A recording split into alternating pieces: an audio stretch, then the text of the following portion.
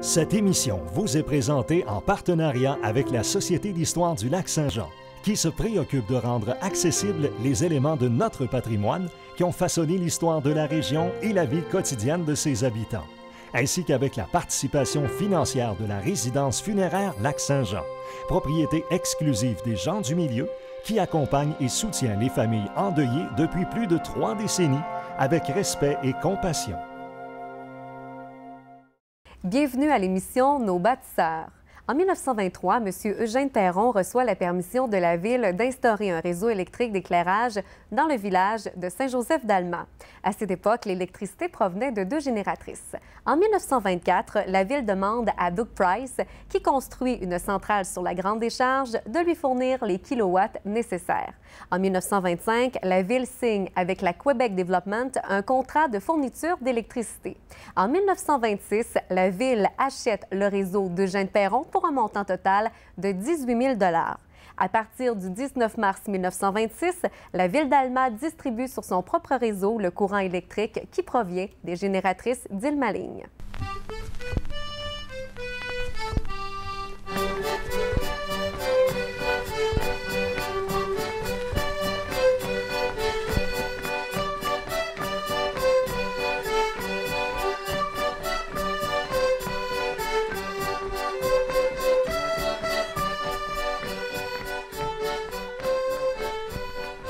Monsieur Collard, merci beaucoup d'avoir accepté l'invitation pour participer à l'émission. Vous êtes né en 1923. Vous êtes le fils de Joe Collard, qui a été maire de la ville de 1932 à 1938, ainsi que de 1940 à 1944.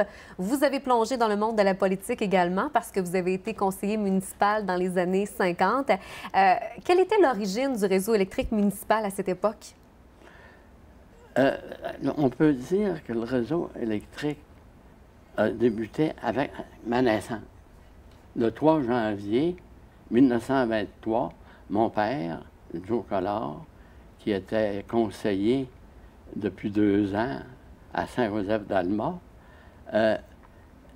en même temps que ma naissance, la Quebec Development annonçait la construction du barrage de Ilmaligne.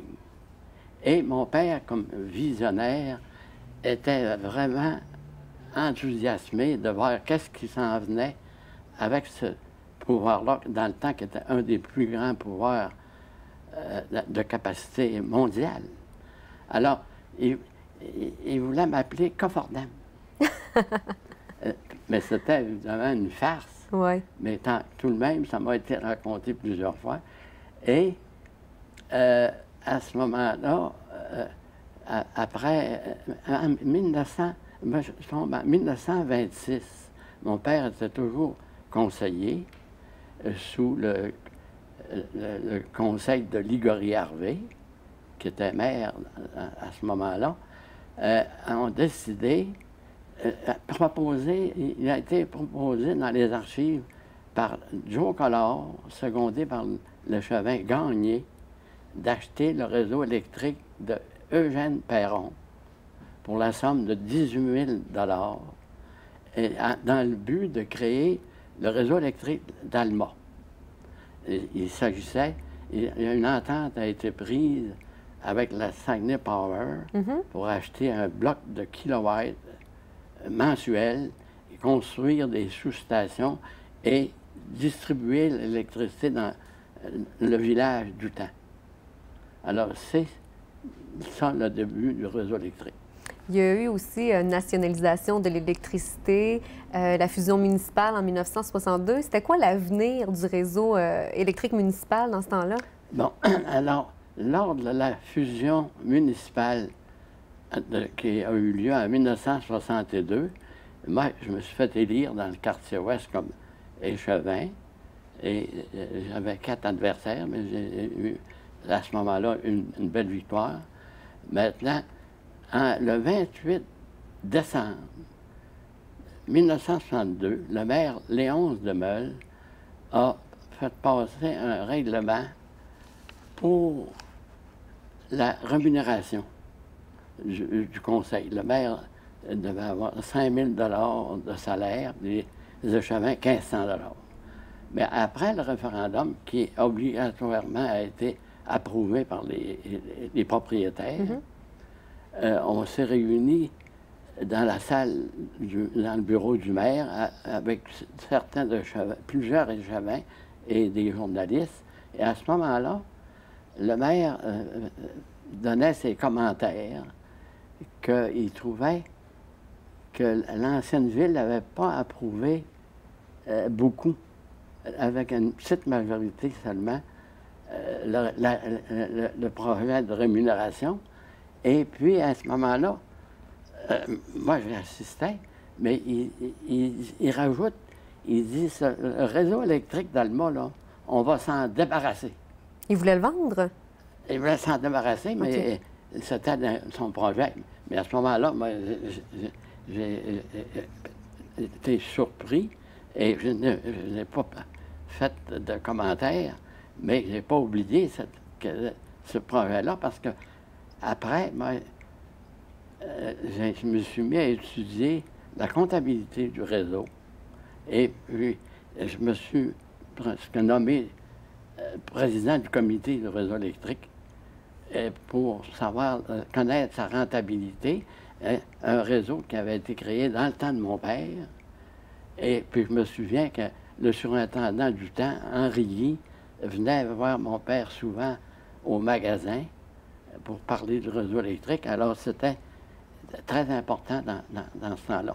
Alors c'est pour ça qu'à un moment donné, j'ai commencé un peu à être à l'opposition du conseil à cause du réseau électrique. Monsieur Collard, parlez-nous un peu de cette époque avec René Lévesque. Ça se passait comment? Alors, pour continuer de m'occuper du réseau électrique, j'ai eu l'occasion d'avoir une entrevue privée au Club de réforme d'Alma de la part d'un organisateur, Jean Bouchard, pour parler du réseau électrique. Alors, mon entrevue avec l'honorable René Lévesque, je lui ai dit, Monsieur Lévesque, parce qu'on pouvait parler avec lui, il était plaisant pour ça, facilement.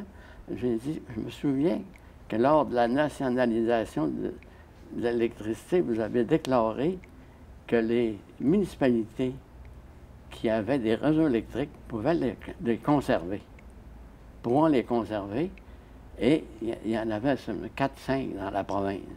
Alors moi, j'ai dit, Monsieur Lévesque, nous autres, on vient de fusionner la ville avec 4 autres villes, mais on veut conserver le réseau et même, on pense qu'on voudrait municipaliser dans toute la nouvelle ville le réseau électrique. Alors, M. Lévesque m'a dit, M. Collard, ça pourrait avoir du bon sens, mais il y aurait des conditions à respecter. Tu sais, il faudrait obtenir les mêmes taux que l'Hydro-Québec, la Saguenay électrique. Il faudrait prouver que le réseau est en bonne condition et établir la valeur du réseau d'Inmaling-Noville, etc. Alors, moi, j'ai correspondu après cette entrevue-là avec l'honorable René Lévesque pour confirmer notre entrevue et il m'a répondu une lettre de 3 pages pour confirmer les possibilités. Il m'a fait rencontrer M. Jules Harvey, président de Saguenay électrique. Oui. Et M. Lapierre, son représentant, est venu nous rencontrer avec Paul-Émile Simard et le gérant Pierre France pour prouver que notre réseau était en bonne condition. Et après cette réunion-là, j'ai proposé au conseil d'acheter les réseaux de Riverbend, Inmaling et Noville. Ça s'est fait en 1965 pour ce qui est de Riverbend? En 1963, OK. 64. Mais maintenant, le conseil, on dit, on va étudier la question, mais il y a le chevin Jean-Marie Lemay qui a approuvé qu'on en fasse l'étude. Alors, on a fait faire une étude par l'ingénieur Jean Miotte, dont la copie a été donnée au bâtisseur, à la Maison des bâtisseurs. Et à ce moment-là, on prouvait que c'était important, et puis on a prouvé la rentabilité. En 1964, Ville d'Alma a fait un profit de 40 000 avec un chiffre d'affaires de 400 000. C'était intéressant. Mais le conseil disait on va faire d'études, puis l'affaire d'un mois à l'autre, ça ne s'est pas réalisé. Le conseil n'était pas trop d'accord avec ça. Non, mais à un moment donné, on a acheté quand même le réseau de Riverbend. La ville de Riverbend, dans le temps, ont su qu'on voulait municipaliser, mais ils ont commencé par nous offrir leur réseau pour 1 $, parce que le réseau de Riverbend était à reconstruire. Maintenant, ça a été intéressant quand même, parce que moi, j'avais approuvé l'achat de Riverbend. J'ai dit, si on veut acheter la crème, le réseau de Nauville et Ilmenling, on va acheter le petit lait. Mais à la suite de la reconstruction du réseau, qui a coûté seulement 20 quelques mille dollars, ça a été intéressant parce que on doit des félicitations au conseil de Gabriel Fortin. Qui était là à cette époque-là? À cette époque-là, dont M. Roger Lajoie faisait partie du conseil aussi, parce que j'ai eu une rencontre il y a quelques mois avec l'ancien directeur Gaétan Tremblay, qui me disait, M. Collard, le réseau électrique, ça a toujours été une vache à lait pour la ville d'Alma. Puis il disait, avec le réseau de Riverbend, là, savez-vous ce qu'on a fait? Il dit, on a décidé, on n'a pas demandé la permission à personne, on a décidé de conduire un corps dans le parc industriel, là où on a construit le garage municipal, oui. Et puis les industries comme béton préfabriqué. Et plus que ça, par la suite, ils ont décidé de continuer à alimenter les anciennes usines de l'Alcan qui ont été données à la ville d'Alma pour faire des condos industriels.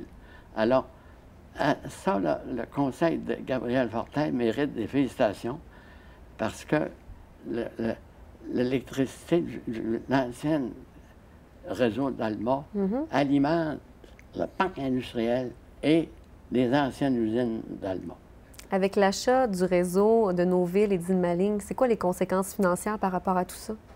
Bien, c'est malheureux parce que le 31 décembre 2008, l'année de la récession, là, oui. Bien, les vérificateurs de la ville d'Alma, Young et associés, ont déclaré que Ville d'Alma avait obtenu un profit net en 2008 de 3 300 000 $. Et moi, je prétends que depuis 1965, la Ville d'Alma a réalisé un profit l'équivalent de 60 millions. Et ne pas avoir acheté les réseaux de Nauville et Ilmenling, ça a été, d'après moi, une perte de 40 millions. Parce que le réseau, même le réseau des nouveaux quartiers de l'ancienne ville, oui, n'ont pas été inclus. Et c'est ce qui fait une valeur de 100 millions. Moi, je crois qu'on peut dire que ce fut une erreur. Et même, j'oserais dire, comme je l'ai déjà déclaré, que c'est une erreur du siècle. Effectivement. Monsieur Collard, ça a été un plaisir. Merci beaucoup de votre générosité. Télécogeco remercie la Société d'histoire du Lac-Saint-Jean qui a assuré la recherche de la série Nos bâtisseurs. De même que la résidence funéraire Lac-Saint-Jean pour sa contribution financière.